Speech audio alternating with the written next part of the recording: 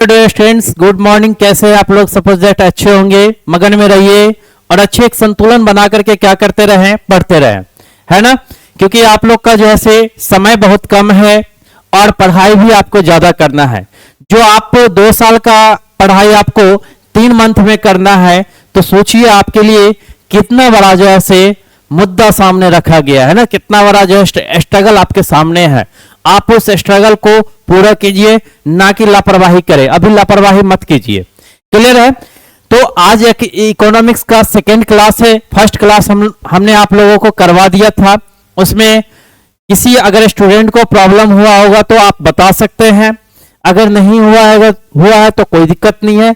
चलिए उसी अंदाज में फिर से हम आज इकोनॉमिक्स का सेकेंड क्लास आप लोगों के बीच लेकर के आए हैं, जो वीवीआई क्वेश्चन है, एग्जाम से रिलेटिव है। चलिए हम अपने क्वेश्चन की ओर चलते हैं। क्वेश्चन आज का कहता है कि बहुत ही अच्छा बेहतरीन क्वेश्चन है ये, और ये क्वेश्चन आपको पूछा भी जा सकता है ना। तो ये क्वेश्चन आपका कहा जा रहा है क्या, कि पहला क्वेश्चन आपका कहा जा रहा है बाबू कि गरीबी कैंसर रोग की तरह है, किसने कहा था? पहला एक पॉइंट, ये सबसे मेन पॉइंट है। कहता है क्या कि गरीबी कैंसर रोग की तरह है। वाकई में ही सही कह रहा है, बिल्कुल सही कह रहा है। जिस तरीके से बीमारी में सबसे बड़ा बीमारी कैंसर है, उसी तरीके से मानवीय जीवन में भी सबसे बड़ा जीवन जो है से यापन करना गरीबी का जीवन है ना। जिस तरीके से मरीज जो है कैंसर की बीमारी से लड़ते हैं, उसी तरीके से मानव जो है गरीबी से क्या करते हैं, लड़ते हैं बाबू। और याद रखें, जब गरीबी से लड़ लेते हैं, अगर लड़ पाते हैं तो उनकी लास्ट में क्या होती है, जिस तरीके से कैंसर से अगर लड़ते हैं तो ठीक है, अगर नहीं लड़ पाते हैं तो डेथ हो जाते हैं, उसी तरीके से इसमें भी होती है। कैंसर में भी आपका सुधरने का मौका रहता है। यदि अगर आपका जैसे कि अगर फर्स्ट स्टेज होता है, सेकेंड स्टेज तक के भी आदमी को बचाया जा सकता है, अगर वो सही से स्ट्रगल अपने शरीर की रक्षा करे तो। लास्ट यानी थर्ड स्टेज होती है, जो कितना भी कुछ भी कर ले, लेकिन थर्ड स्टेज में बचने की चांस बिल्कुल ही नहीं है। बस उसी तरीके से यदि अगर आपको लगे कि हम गरीब है, और गरीब है तो कहने से नहीं गरीब है, दूसरे को बोलने से गरीब नहीं है, आप गरीबी से स्ट्रगल करना सीखिए। अगर स्ट्रगल आप कर रहे हैं तो अपने जीवन में ज्यादा से ज्यादा स्ट्रगल कीजिएगा, तो हो सकता है कि आज गरीब है तो कल आप अमीर भी हो सकते हैं, तो जीवन सुधारने की मौका मिलती है ना। तो ये सबसे मेन पॉइंट है। एक बात जानिए कि जिस तरीके से कैंसर आपका लास्ट स्टेज है, अगर लास्ट स्टेज है इंसान की मृत्यु, उसी तरीके से गरीबी भी इंसान की लास्ट स्टेज है, गरीब से मरना है ना, गरीब से मरना है। बहुत लोगों की शौक होती है कि हमारे पास भी बड़े बड़े बंगला होते, गाड़ियां होती, बड़े शहरों में घूमते, यानी जो है से मॉल में जाते, शॉपिंग करते, है ना, और बड़े बड़े लोगों के साथ बैठते, ये सबके साथ सपना रहता है। तो इसको पूरा करने के लिए आपको स्ट्रगल करना पड़ता है, काफी स्ट्रगल। ऐसा नहीं कि आप सोए हुए रहिएगा और आपके पास ऐसा हो जाएगा, सब कुछ हो जाएगा, ऐसा कुछ नहीं। ये सब फिल्मों में देखने को ही मिलता है ज्यादा से ज्यादा, लेकिन रियल लाइफ की जिंदगी बहुत ही स्ट्रगल होती है। जितनी आप मेहनत कीजिएगा उससे ही आगे आप बढ़िएगा। चलिए इस मुद्दा पर ज्यादा सी हो गई है बात, तो इसका आंसर पाते तो किसने कहा था? एक अर्थशास्त्री थे। कौन थे? कुजनेट जी थे। अर्थशास्त्री कुजनेट जी थे, इन्होंने ही बताए थे कि गरीबी कैंसर रोग की तरह है। इन्होंने ही बताए थे कि गरीबी किस तरीके का रोग है, कैंसर की तरह, जैसे कैंसर रोग की तरह है। क्लियर है? क्योंकि बताए थे कि कैंसर की जिस तरीके से मरीज का लास्ट स्टेज कैंसर होता है, उसी तरीके से मानवीय जीवन में लास्ट स्टेज होता है गरीबी। क्लियर है? चलिए तो आंसर कौन जाएगा आपका? Option number A. Next question हम देखते हैं। नेक्स्ट क्वेश्चन कहता है कि किस क्षेत्र को द्वितीय क्षेत्र कहा जाता है? द्वितीय क्षेत्र, प्रथम क्षेत्र, द्वितीय क्षेत्र और तृतीय क्षेत्र। पिछले वीडियो में हमने आपको भी बताया था, लेकिन आज भी फिर भी बता देते हैं। देखिए द्वितीय क्षेत्र जो होता है, द्वितीय क्षेत्र की बात करें तो बात करें हम प्रथम क्षेत्र को, तो कृषि को हम प्रथम क्षेत्र कहते हैं। क्या कहते हैं? प्रथम क्षेत्र कहते हैं। कृषि को क्या बोलते हैं बाबू? प्रथम क्षेत्र हम बोलते हैं। ठीक है, प्रथम क्षेत्र। उसके बाद आपका उद्योग जो होता है, ये आपका आता है द्वितीय क्षेत्र। द्वितीय क्षेत्र आता है, ठीक है। और सेवा जो आता है बाबू, ये आता है क्या? तृतीय क्षेत्र आता है ना, तृतीय क्षेत्र आता है। तो इसमें याद रखेंगे, क्वेश्चन आपको किसी भी कंडीशन से पूछ सकते हैं। प्रथम यहां पे द्वितीय बताया है, आपको तृतीय करके पूछ सकता है या प्रथम करके। तो इसमें आपको लिखा हुआ है, आप उस हिसाब से क्या कर सकते हैं, बना सकते हैं। कोई क्वेश्चन अगर पूछ दे आपको कि बताइए किस क्षेत्र को प्रथम क्षेत्र कहा जाता है, तो कृषि हो या मत्स्य पालन हो या मुर्गी पालन हो, ये आपके जो है से प्रथम जैसे क्षेत्र के अंतर्गत आते हैं, प्रथम क्षेत्र के अंतर्गत आते हैं। द्वितीय क्षेत्र के अंतर्गत आपका उद्योग आता है। क्या आता है, आपका उद्योग आता है कि कोई सा बड़ा फैक्ट्री अगर लगा रहे हैं या मैन्युफैक्चरिंग कर रहे हैं, तो ये द्वितीय क्षेत्र के अंतर्गत आते हैं। सेवा या आदान प्रदान या उद्योग, यानी जो है एक स्थान से दूसरे स्थान क्या करना, भेजना, ये आपके जो है तृतीय क्षेत्र के अंतर्गत आते हैं। तो ये आप जरूर याद रखेंगे। यहीं से आपका 3 क्वेश्चन बन गया है। क्लियर है? चलिए नेक्स्ट क्वेश्चन देखते हैं। 11वीं पंचवर्षीय योजना की अवधि क्या है? 11वीं पंचवर्षीय योजना की अवधि जो है वो आपका है कौन सा बाबू, 2007 से 2012। 2007 से 2012 की जो है 11वीं पंचवर्षीय योजना की अवधि है। क्लियर है?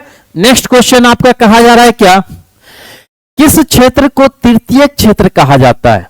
अभी हमने आपको बताया था, तो आप लोग बताएं कि किसको कहेंगे। कमेंट में जरूर आप लोग आंसर बताएं कि किस क्षेत्र को तृतीय क्षेत्र कहा जाएगा। तो आप लोग समझ रहे होंगे, ये आपका आ गया तृतीय क्षेत्र हो गया सेवा क्षेत्र, द्वितीय क्षेत्र हो गया यानी ये प्रथम क्षेत्र हो गया, है ना, और औद्योगिक क्षेत्र जो है से आपका ये आपका आ गया क्या बाबू, द्वितीय क्षेत्र आ गया, है ना। औद्योगिक क्षेत्र आपका द्वितीय क्षेत्र हो गया, कृषि क्षेत्र ये प्रथम क्षेत्र हो गया, और सेवा क्षेत्र जो है आपका तृतीय क्षेत्र। तो आंसर कौन सा जाएगा, ए जाएगा। नेक्स्ट क्वेश्चन आपका कहा जा रहा है बाबू, एक अर्थव्यवस्था का सीजन होता है। एक अर्थव्यवस्था का जो है से आपका एक अर्थव्यवस्था का सीजन ऐसे लिखा हुआ है बाबू, इस तरीके से होता है, ठीक है, दिक्कत नहीं लेंगे। एक अर्थव्यवस्था का सीजन होता है।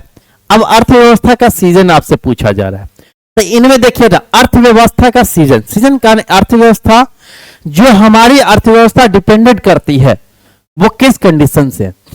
देखिए इसमें कह रहा है क्या, प्राकृतिक संसाधनों से, भौतिक संसाधनों से, मानवीय संसाधनों से, इनमें सभी संसाधनों से।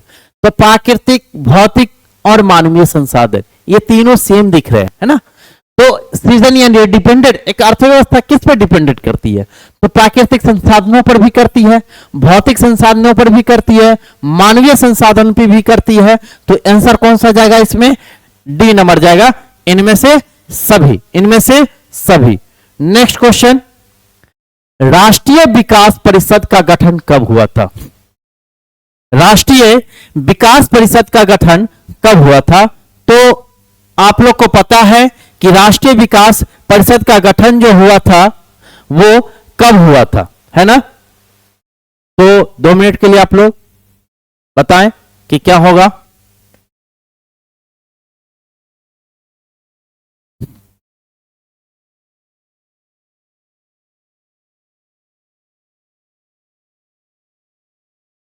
ठंड बढ़ गई है, आप लोग कृपया सही से रहें, है ना। ठंड थोड़ा थोड़ा बढ़ी है, एकाएक भी बढ़ सकती है, तो इसलिए कपड़े उपड़े ढंग से पहन करके रहिए, नहीं तो ठंड मार देगी, है ना। तो कोई नहीं आएगा बचाने, हीरोपंती बाद में। चलिए इसका आंसर देखिए, राष्ट्रीय विकास परिषद का गठन जो है आपका 1952 में हुआ था। कब हुआ था बाबू, 1952 में। नेक्स्ट क्वेश्चन, इस अर्थव्यवस्था में उत्पादन के साधनों पर किसी व्यक्ति या निजी संस्था का अधिकार होता है। इस अर्थव्यवस्था में उत्पादन के साधनों पर किसी व्यक्ति या निजी संस्था का अधिकार होता है। किसमें, व्यक्ति का निजी संस्था का अधिकार किस साधन पर होता है, किस अर्थव्यवस्था के उत्पादन पर होता है। अब देखिए ना, पूंजीवादी अर्थव्यवस्था, समाजवादी अर्थव्यवस्था, मिश्रित अर्थव्यवस्था, इनमें से कोई नहीं। यह ऑप्शन दिया गया है, क्वेश्चन आपको इंपोर्टेंट है, बीबीआई क्वेश्चन है, पूछा जाएगा। पूछ भी सकता है, पूछेगा ही। तो आप जानते हैं कि कहता है किस अर्थव्यवस्था में उत्पादन के साधनों पर किसी व्यक्ति या निजी की बात करें तो आपको क्वेश्चन के माध्यम से बताया था कि निजी की अगर बात करती है तो वहां पे हम अपना पूंजी लगाते हैं। जहां पे हमारा खुद का हो तो वहां पर हमारा इन्वेस्ट रहता है ना, वहां पे हमारा पैसा जो है से लगा हुआ रहता है, वही हमारा निजी होता है। जो अगर मान के चले ये पेन मेरा है, इसका मतलब ये पेन हम खरीदे हुए हैं, इसमें पैसा जो इसकी लागत जो है वो हमारे पैसों की लागत है ना, तो ये क्या है, हमारी है। तो इस तरीके से ये निजी क्षेत्र जब भी आती है तो पूंजीवाद तरीके से आ जाती है। तो वही क्वेश्चन कर रहा है कि किस अर्थव्यवस्था में उत्पादन के साधनों पर किसी व्यक्ति या निजी संस्था का अधिकार होता है बाबू? तो पूंजीवादी अर्थव्यवस्था में जो है आपका निजी क्षेत्र या निजी जो से उत्पादन आपका होता है, निजी उत्पादन आपका होता है, जहां पे आप अपना पैसा लगाते हैं, है ना। तो स्पष्ट रूप से आप समझ गए होंगे कि ऑप्शन नंबर आपका ए जो है इसका आंसर है। नेक्स्ट क्वेश्चन कहा जा रहा है क्या, ये पॉइंट नहीं है, ये से है, ठीक है, से जानते हैं ना।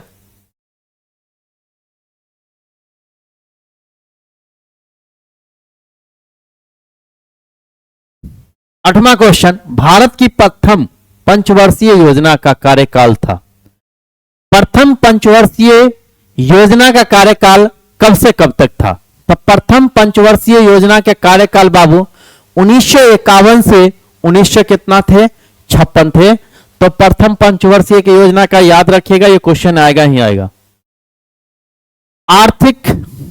आर्थिक संरचना का एक मुख्य अंग क्या है? आर्थिक संरचना का एक मुख्य अंग पूछ रहा है, मुख्य अंग पूछ रहा है। देखिए ना, शिक्षा से आप आर्थिक संरचना का ये मुख्य अंग इसका नहीं है। स्वास्थ्य सेवा भी इसका मुख्य संरचना नहीं है। यातायात एवं संरचनाएं ये आपकी जो है आर्थिक संरचना का एक मुख्य अंग है। क्या है? एक मुख्य अंग है ये आर्थिक, यानी यातायात एवं संचार। यातायात करना, लोग एक स्थान से दूसरे स्थान जाते हैं, तभी लोग जैसे किसी प्रकार का सामान खरीदते या टैक्स देते हैं, कोई भी प्रकार का होता है, तो यातायात या संचार के ही हिसाब से ही जो है आपका क्या करता है, आर्थिक संरचना का सुधार होता है। तो ये एक इसका मुख्य अंग है। ये क्या है? इसका मुख्य अंग है। आप शिक्षा की अगर बात करें बाबू, तो शिक्षा किसी एक ही क्षेत्र को सही सपोर्ट कर सकती है। स्वास्थ्य सेवा का है तो मेडिकल क्षेत्र से ही आपका एक आर्थिक संरचना कर सकता है। लेकिन यातायात और संचार जो है आपका हर क्षेत्र को ये जो है क्या करती है, सूचनाएं पहुंचाती है, यानी सुधार करती है। तो यहां पे आर्थिक संरचना का एक मुख्य अंग क्या हो गया? तो यातायात एवं संचार हो गया। चलिए अगला क्वेश्चन आपका कहा जा रहा है क्या, कि आर्थिक क्रियाओं का उद्देश्य होता है। आर्थिक क्रियाओं का उद्देश्य क्या होता है? आर्थिक क्रियाओं का उद्देश्य जो है वो यानी जीविकोपार्जन होता है। क्या होता है? जीविकोपार्जन होता है। जीविकोपार्जन मतलब पार्जन, हाँ, जीविकोपार्जन मतलब कि जीवित, मनोरंजन ये नहीं होगा। आर्थिक क्रियाओं का उद्देश्य मनोरंजन नहीं होता है। मनोरंजन से आप अपने घर की आर्थिक स्थिति नहीं सुधार सकते, देश की आर्थिक स्थिति, समाज की आर्थिक व्यवस्था नहीं सही कर सकते हैं, है ना। मनोरंजन करके सिर्फ आप अपने ऊपर डिपेंडेंट किसी एक फील्ड को कर सकते हैं। जैसे कि अगर क्रिकेटर की बात करें तो ये पूरे देश नहीं चलाते हैं, ये अपने फैमिली को चलाते हैं और अपने लाइफ में स्ट्रगल करते हैं, उसके बाद कुछ क्षेत्र तक के जो है वो क्या कर सकते हैं, सपोर्ट करते हैं। लेकिन जीविकोपार्जन कहता है क्या, कि सभी जीव यानी सभी जो है से व्यक्तियों को जैसे ये सपोर्ट कर सकते हैं, सभी की आर्थिक स्थिति क्या कर सकते हैं, सही कर सकते हैं, है ना। तो इसमें आंसर कौन जाएगा? आपका ए जाएगा, जीविकोपार्जन जो स्ट्रगल होता है, जो पूरी तरीके से जो है सारे चीजों के लिए किया जाता है, तो आर्थिक क्रियाओं का उद्देश्य होता है, जीविकोपार्जन होता है। क्लियर है? चलिए नेक्स्ट क्वेश्चन, पशुपालन एवं मत्स्य पालन किस क्षेत्र का अंग है? हमने चर्चा किया था, तो आंसर आप लोग बताएं कि क्या होगा। जल्दी से कमेंट बॉक्स में आंसर बताएं क्या होगा। चलिए देखते हैं, पशुपालन एवं मत्स्य पालन किस क्षेत्र का अंग है बाबू? तो क्या यह द्वितीय क्षेत्र है? क्या यह तृतीय क्षेत्र है? या इनमें से कोई नहीं है? ये आपका ऑप्शन 3 गलत है, एक सही है। कौन सा? प्राथमिक। प्राथमिक क्षेत्र के अंतर्गत आता है। बताए थे खेती हो, खेती हो, पशुपालन हो। पशुपालन में अब जरूरी नहीं है कि अगर आपका मत्स्य पालन पूछ दिया, कभी भी मुर्गी पालन पूछ सकता है, बकरी पालन पूछ सकता है, किसी प्रकार का जीवों का पालन पूछ सकता है, मधुमक्खी पालन भी होता है ना। तो ये सारे चीज जो है से आपके प्राथमिक क्षेत्र के अंतर्गत आते हैं, प्राथमिक क्षेत्र के अंतर्गत आते हैं। तो ऑप्शन नंबर कौन जाएगा? 1 जाएगा। अगला, निम्नलिखित में कौन सामाजिक संरचना का अंग है? कौन जो है सामाजिक संरचना का अंग है? समाज में जो काम होते हैं अच्छे, और जो हम समाज के माध्यम से काम करें और सामाजिक हमारा जो है उसकी आर्थिक स्थिति सही हो, अर्थव्यवस्था सही हो, वही आपसे पूछ रहा है कि सामाजिक संरचना का अंग है कौन सा। देखिए, शिक्षा एवं प्रशिक्षण ये एक सामाजिक संरचना का अंग है। शिक्षा से हम अपने समाज के व्यक्तियों को अच्छे जीवन जैसे सुधार सकते हैं, अच्छे जीवन बना सकते हैं उनकी शिक्षा के माध्यम से, समाज में रहने वाले व्यक्तियों की। स्वास्थ्य सेवाएं, स्वास्थ्य, अगर समाज में किसी को प्रॉब्लम, किसी तरीके का अगर स्वास्थ्य में दिक्कत है, तो उनकी जो है इस कंडीशन से जो है क्या हो सकते हैं, सही हो सकते हैं। आवास मतलब कि घर द्वार जो है से या रहने का स्थान दे सकते हैं। तो यहां पे आपका डी नंबर कहता है कि उपयुक्त में सभी। तो आंसर कौन जाएगा? उपयुक्त में सभी आंसर जाएंगे। जो सामाजिक संरचना का अंग है वो है शिक्षा प्रशिक्षण है, स्वास्थ्य भी है और आवास भी है। ये तीनों जो है यानी सामाजिक संरचना का अंग है। क्लियर है? समझ गए? चलिए नेक्स्ट क्वेश्चन देखते हैं। सामान्यतः किसी देश के विकास का स्तर किस आधार पर निर्धारित किया जाता है? किस यानी आधार पर निर्धारित किया जाता है? क्या कह रहा है क्वेश्चन, एक बार समझे। सामान्यतः किसी देश के, देखिए क्या है ना कि जब तक हम क्वेश्चन समझेंगे ही नहीं तो आंसर हमें माइंड में कहां से आएगा। अगर क्वेश्चन इकोनॉमिक्स क्या है, आपकी आर्थिक स्थिति जीवन बता रही है ना। कुछ कुछ ऐसे होंगे जो कब लागू हुआ, पंचवर्षीय योजना, किसने कहा ऐसा, ये सारे चीज जो है थोड़ा किताबी है। बाद में कि ये तो मैंडलिटी है। इकोनॉमिक्स तो हम खुद से भी क्या कर सकते हैं, बता सकते हैं, लेकिन समझना पड़ता है क्या चीज को, क्वेश्चन को। यदि अगर क्वेश्चन नहीं समझेंगे तो आंसर नहीं बन पाएगा, है ना। मैथ में जिस तरीके से होता है तो क्वेश्चन हम समझते हैं ना कि मैथ में हमें क्या पूछा जा रहा है, तो उसका ऑटोमेटिक आंसर कभी कभी माइंड पे भी आ जाता है ना। तो उस तरीके से क्वेश्चन को समझना पड़ता है। तो क्वेश्चन को पहले कम से कम समझ ले, ना हो एक बार नहीं, 2 बार 3 बार 4 बार करके, लेकिन क्वेश्चन पहले समझे, उसके बाद आप आंसर समझने की कोशिश कीजिए, ताकि आपको जल्दी से जल्दी क्या हो जाएगा, याद भी हो जाएगा, और ये हमेशा के लिए याद रहेगा। ठीक है। तो क्या कह रहा है आपका कि सामान्यतः किसी देश के विकास का स्तर किस आधार पर निर्धारित किया जाता है। मतलब किसी देश का जो स्तर है या किसी देश का विकास जो होता है वो किस पर आधारित होता है, किस पर निर्धारित किया जाता है। तो देखिए, प्रति व्यक्ति आय, साक्षरता दर, स्वास्थ्य की स्थिति, इनमें से सभी, है ना। तो इनमें से देखिए ना, ध्यान से सुनिएगा कि किसी देश के विकास का स्तर का आधार जो होता है ना, वो प्रति व्यक्ति आय पर डिपेंडेंट करता है। क्या किस पर डिपेंडेंट करता है? वो प्रति व्यक्ति आय पर डिपेंडेंट करता है कि वो व्यक्ति कितना जैसे कमा रहा है और उससे कितना जो है क्षेत्र को या अपने क्षेत्र को या अपने देश की जैसे भविष्य को क्या कर रहा है, उज्जवल कर रहा है ना। तो प्रति व्यक्ति का जो है आपका यही क्वेश्चन है। ठीक है। तो आंसर नंबर यानी कौन जाएगा आपका? ए नंबर जाएगा। साक्षरता दर भी, स्वास्थ्य की स्थिति भी, ये भी है, ये भी है। ऐसा नहीं है कि ये भी नहीं है, लेकिन इसमें आपको जो है क्वेश्चन पूछा जा रहा है, वैसे क्वेश्चन पूछा जा रहा है जो इंपॉर्टेंट हो। क्या हो? इंपॉर्टेंट हो, है ना। इंपॉर्टेंट हो। तो यहां पे आपका क्वेश्चन क्या जाएगा आंसर? इसमें देखिए, प्रति व्यक्ति आय का भी जाएगा, इस पे भी जाएगा, साक्षरता पर भी जाएगा, और सी स्वास्थ्य की स्थिति पर भी जाएगा, स्वास्थ्य की स्थिति पर भी जाएगा, तो इसमें आपका आंसर कौन सा जाएगा बाबू? तो आंसर नंबर डी जाएगा। कौन जाएगा? आंसर नंबर डी जाएगा। कौन सा जाएगा? डी, है ना? तो डी आएगा, क्योंकि आय से भी पता चलता है साक्षरता, हमारा देश कितना साक्षरता है, इस पे भी डिपेंडेंट होता है। स्वास्थ्य की स्थिति, कितना व्यक्ति हेल्थ है और कितना अनहेल्थ है, यानी स्वास्थ्य है कितना अस्वस्थ है, ये इस पे भी डिपेंडेंट करता है। तभी हमारा देश क्या होता है, या किसी भी देश तभी विकसित होता है। इंसान की आय के साथ साथ ये चीज भी होना जरूरी है। चलिए नेक्स्ट क्वेश्चन, प्राथमिक क्षेत्र में कौन सी आर्थिक, है ना, आर्थिक क्रिया शामिल है? प्राथमिक क्षेत्र में कौन सी आर्थिक क्षेत्र शामिल है? तो आपको बार बार बताने की जरूरत नहीं है, आप जानते हैं कि कृषि आपका क्या है? कृषि है, खनन है, पशुपालन है ना? तो इनमें से सभी जाएगा। कौन सा जाएगा? कृषि, खनन, पशुपालन। पशुपालन, खनन, उत्खनन भी कर रहे हैं, ये प्राथमिक क्रिया है ना? तो इनमें से सभी जाएगा, तो डी आंसर हो जाएगा। नेक्स्ट क्वेश्चन, समाजवादी अर्थव्यवस्था का गुण है। समाजवादी अर्थव्यवस्था का गुण क्या होता है? निजी लाभ कमाना? नहीं, ये समाजवादी अर्थव्यवस्था का गुण नहीं है।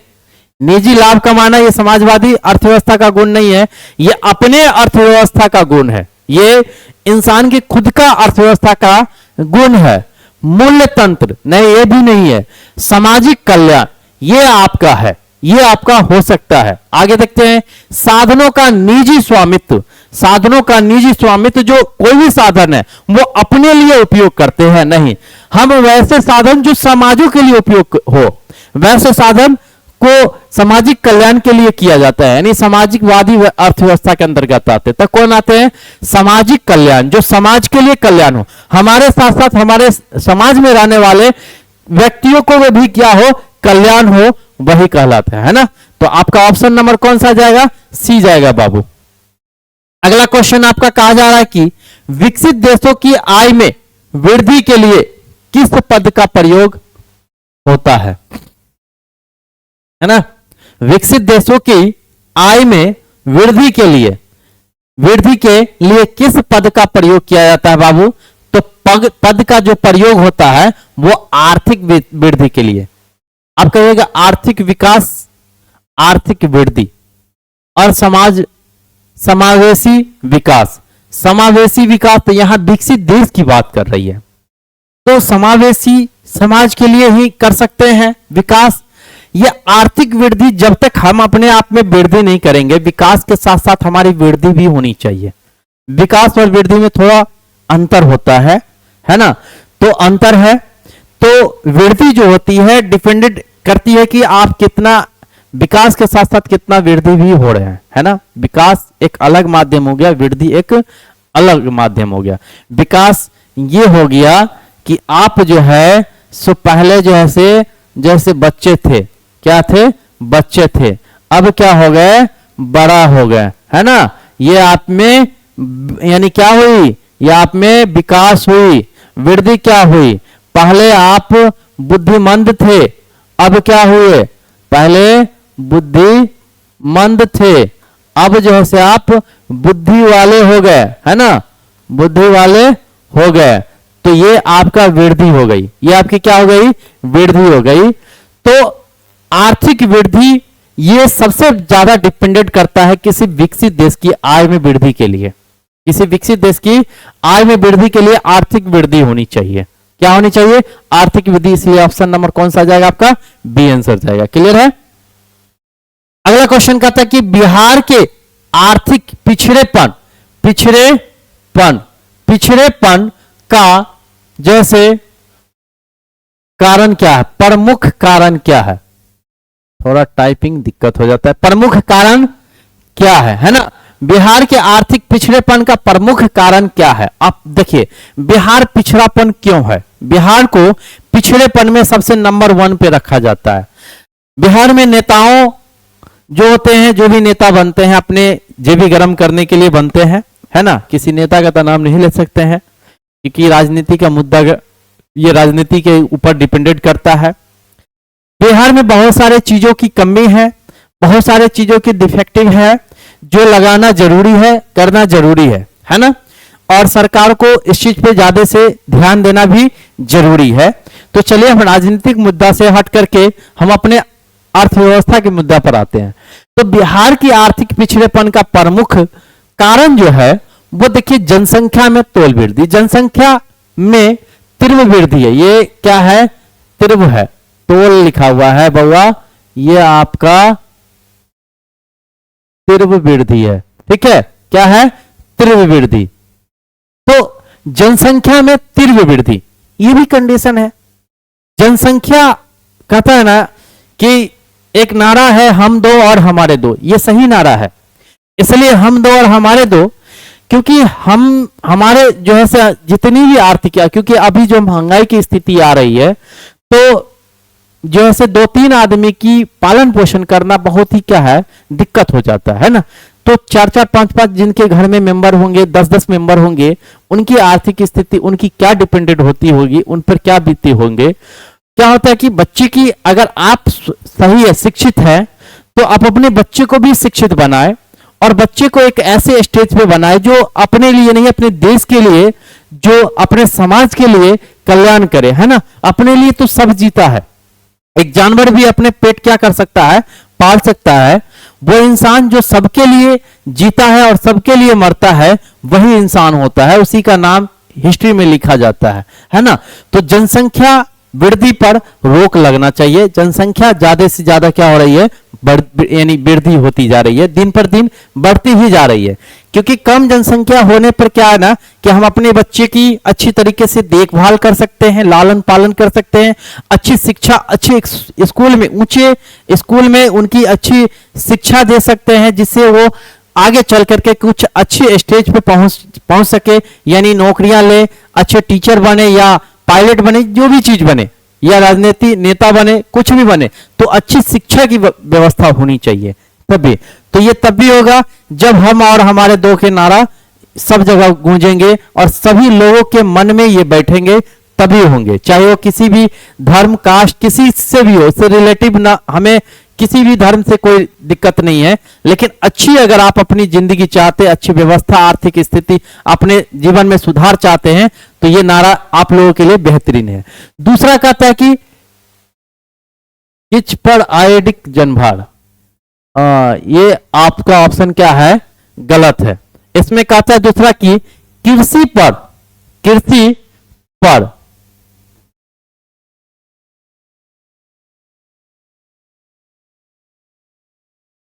आपका ये क्वेश्चन, कृषि पर अत्यधिक जो है से जनभार है। क्या है? कृषि पर, लिख देते इधर,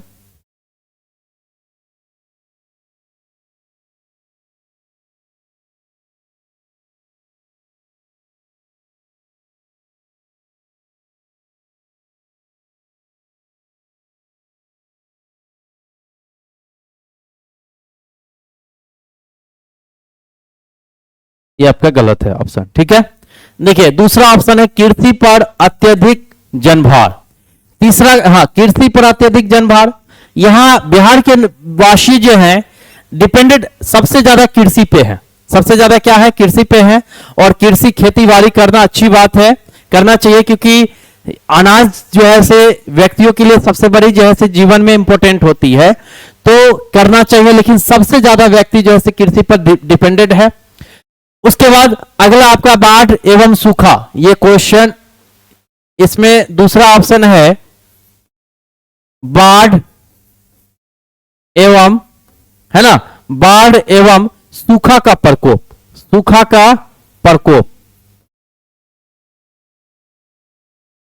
ये भी एक बड़ा कंडीशन है कि जब कृषि की टाइम आती है तो बाढ़ आ जाती है ना, बाढ़ आ जाती है, सूखा पड़ जाता है, ज्यादा गर्मी होने के कारण सूखा भी पड़ जाता है। कई जो है से मान के चलिए खेती नष्ट हो जाते हैं, है ना। लोग बाढ़ से पीड़ित होकर के कई बार, यानी बाढ़ में घर भी उनका जो है से डूब जाता है, कितना सामान जो है से दह जाता है, कितना जो है से बहुत ही नुकसान पहुंचता है उनको, है ना। बाढ़ से, बाढ़ से बहुत ही क्या हो जाता है, बाढ़ से बहुत ही क्या होता है, नुकसान पहुंचता है। सूखा से सूखा हो जाता है, व्यक्ति जो है कृषि करते कृषि करते हैं तो वहां पे जैसे सूखा के कारण जैसे कृषि फसल उनकी जो है से नष्ट हो जाती है, फसल उनकी नष्ट हो जाती है। तो इनमें जैसे उपयुक्त में सभी आंसर जाएगा। तो बिहार के आर्थिक पिछड़ेपन का कारण ये सब है। क्या है? ये सब है। तो इन सब में क्या होना चाहिए? सुधार होना चाहिए। अब देखिए आगे के क्या कंडीशन होता है कि बिहार में ऐसा सुधार आ रहा है कि नहीं आ रहा है। नेक्स्ट क्वेश्चन पे चलते हैं। आर्थिक विकास की माप के लिए सबसे उपयुक्त सूचकांक है। आर्थिक विकास की माप के लिए सबसे उपयुक्त सूचकांक कौन से है? कह रहा है राजकीय आय, प्रति व्यक्ति आय, राजनीतिक स्थायित्व, इनमें से कोई नहीं। देखिए ध्यान से सुनिए, आर्थिक विकास की माप के लिए सबसे उपयुक्त सूचकांक जो है ना, वो है आपका प्रति व्यक्ति आय।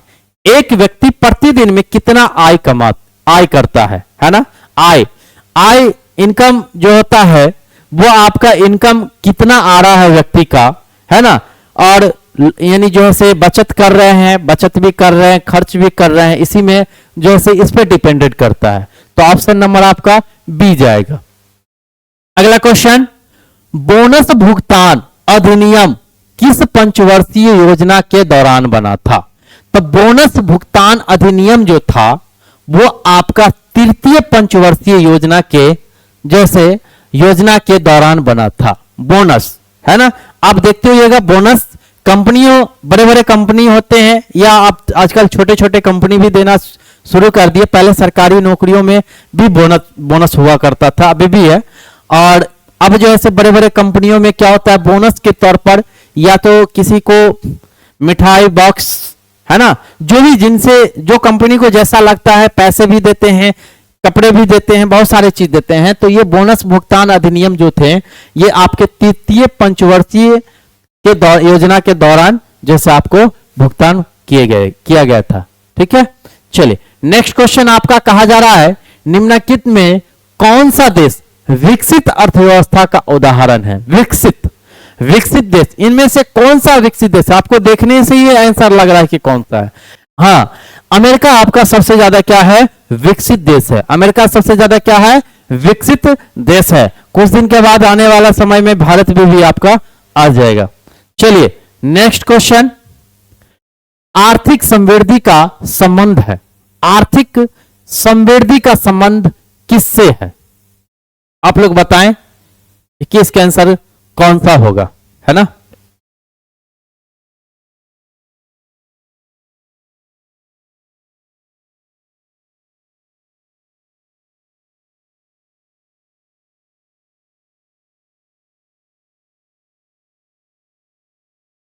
आर्थिक समृद्धि का संबंध आपका जो है वो दीर्घकाल से है। किससे है बाबू?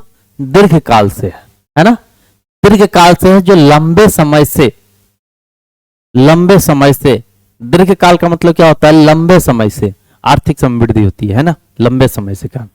चलिए नेक्स्ट क्वेश्चन, आर्थिक है, अर्धिक लिखा हुआ है, ठीक है, इसको मानिएगा। आर्थिक विकास का गैर आर्थिक कारक कौन है? आर्थिक विकास का गैर आर्थिक कारक कौन है? देखिए ना, प्राकृतिक संसाधन कह रहा है, सामाजिक संस्थाएं कह रहा है, तकनीक विकास कह रहा है, मानवीय यानी संसाधन कह रहा है। तो आर्थिक विकास का गैर आर्थिक कारक जो है ना वो आपका सामाजिक संस्थाएं हैं। जो ये गैर या जो है गैर कारक है, आर्थिक कारक का गैर आर्थिक कारक है। ये समाज अलग है। देखिए प्राकृतिक ये आर्थिक संसाधन है, आर्थिक विकास है बाबू। तकनीकी विकास ये आर्थिक विकास है। मानवीय संसाधन ये आर्थिक विकास है। लेकिन सामाजिक संस्थाएं देखिए ना, देखने ही से आपको क्या लग रहा है? अलग लग रहा है। प्राकृतिक, तकनीक, मानवीय ये सब जो है प्रकृति के देन है ना। लेकिन सामाजिक जो है मानवों के देन, मानव से ही समाज क्या करते पूरे बनते हैं ना। तो ये जो है अलग विषम दिख रहा है आपको। तो यहीं से आपका आंसर नंबर कौन सा जाएगा? बी जाएगा। नेक्स्ट क्वेश्चन आपका कहा जा रहा है कि जीवन की अवधि जीवन की भौतिक गुणवत्ता का सूचक है। जीवन की भौतिक गुणवत्ता का सूचक कौन सा है? जीवन प्रत्याशा, प्रत्याशा, शिशु मृत्यु दर, मौलिक साक्षरता, ये सभी होगा। जीवन की भौतिक गुणवत्ता कौन सा है? सभी होंगे, इनमें से सभी होंगे। क्लियर है? जीवन प्रत्याशा भी है, शिशु मृत्यु दर होती है, मौलिक साक्षरता भी होती है ना। अगला क्वेश्चन आपका कहा जा रहा है आर्थिक विकास संबंधित है। आर्थिक विकास किससे संबंधित है आपका? परिणात्मक परिवर्तन से है या गुणात्मक परिवर्तन से है या ए और बी दोनों में से है? इनमें से कोई नहीं। तो चलिए इस क्वेश्चन को हम पॉइंट कर देते हैं, लॉक कर देते हैं। ये क्वेश्चन आप लोगों के लिए है ना, ये क्वेश्चन आप लोगों के लिए है। कुछ आप तो मेहनत कीजिए, 1-2 क्वेश्चन, 5 क्वेश्चन। अब हम नेक्स्ट जो है ना टाइम से आपको 5 क्वेश्चन जरूर देंगे आप लोग को बनाने के लिए, है ना।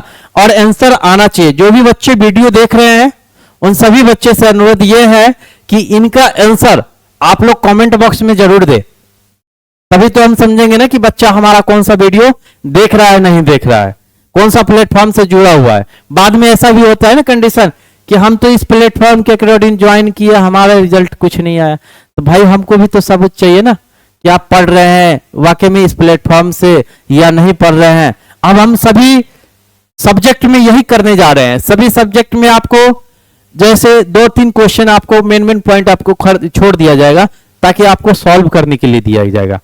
उससे पता चलेगा कि कौन बच्चा हमारा है, कौन बच्चा हमारा नहीं है। ठीक है, नहीं तो बात जानते हैं कि आजकल जिसकी नाम चलती है तो बदनामी की धूल ऑटोमेटिक उसके पीछे दौड़ते हुए चली आती है ना। चाहे वो रहे या नहीं रहे, फिर भी उसके पीछे साए की तरह पहुंचती है। तो इसलिए आप लोग जैसे बेहिचक होकर के तैयारी करें और अच्छे से बनाए, क्वेश्चन पढ़े। जो भी प्रॉब्लम होगा, आपका प्रॉब्लम हम ले लिए हैं, बस आप लोग क्या करें, मेहनत करें। मेहनत कराने की सफलता हम लोग, दिलाने की सफलता ये हम लोग करेंगे, है ना। आपकी सफलता हमारी पहचान बनेगी, समझे। हमारी पहचान से आपकी सफलता बनेगी और आपकी सफलता से हमारी पहचान बनेगी। क्लियर है? क्योंकि आप ही अच्छा अगर मार्क्स लीजिएगा तो हमारा मार्केट में वैल्यू बढ़ेगा और बढ़ेगा। क्लियर है? तो चलिए आज भर के लिए इतना ही। आप लोग मगन होकर के अच्छे से पढ़ते रहें और कैसा लगा वीडियो ये भी जरूर कमेंट बॉक्स में बताइए। ठीक है, तो आज भर के लिए इतना ही। जय हिंद प्यारे बच्चों, पढ़ते रहिए।